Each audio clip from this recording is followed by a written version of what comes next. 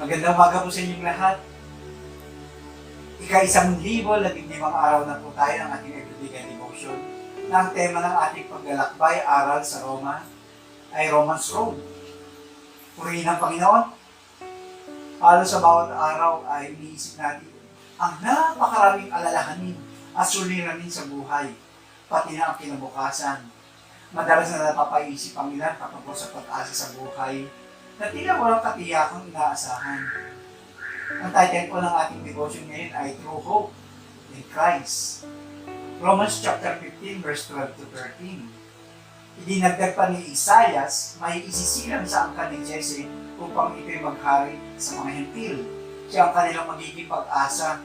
Gusto sinawa kayo ng Diyos na siyang bukal ng pag-asa at naway pagkalooban niya kayo ng magkagalakan at kapayapaan sa pamamagitan ng inyong pananampalataya upang magkumapaw ang inyong pag-asa sa pamamagitan ng kapangyarihan ng Espiritu Santo. This is a true hope in Christ. True hope comes by trusting God even when circumstances are difficult. One way to know whether you trust in God is whether you're obeying His Word. Trust produces obedience, which produces hope, which results in joy and peace. And that is the power of the Holy Spirit. Kung ang ating pag-asa sa inaasahan sa mundo natin, ibabaling, hindi ito tunay na pag-asa, sapagat ang lahat ng umaasa sa mundo ay panandalian lamang at marami ang mga nabigo. Subalit ang lahat ng umaasa sa Panginoon ay nananatiling may kagalakan at kapayapaan habang hinihintay ang tunay na pag-asa na magmumula sa ating Panginoon. Ang pag-asang ito ay maaasahan dahil tapat ang kanyang pangako mula pa noong unang panahon. Hanggang ngayon ay pinananabikan ang pagdating ng pangako para sa lahat ng mananampalataya ng Panginoon na umaasa sa Kanya. At ang lahat ay hindi magbibigo sa Kanya dahil siya ang tunay na pag-asa sa buhay na ito. Walang iba kundi ang ating Panginoong Jesucristo.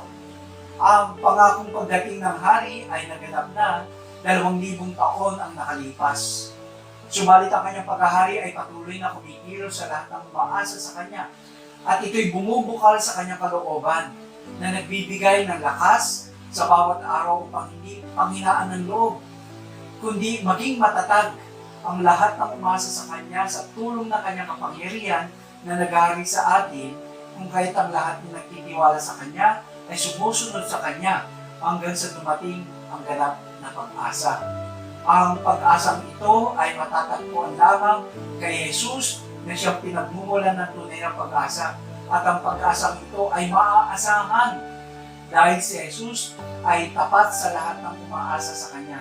Kaya manatili tayo sa ating pananampalataya sa Panginoon natin at hayaan natin ang Kanyang kapangyarihan na magbigay sa atin ng matibay na paghihintay hanggang sa makamtang natin ang tunay na pag-asa sa buhay na ito. Sometimes we hope for things in which there is no hope. A car can bring true hope. It can bring a feeling of contentment and exhilaration, but not real hope. Financial stability can bring true hope. It can bring security and a level of ease, but not true hope.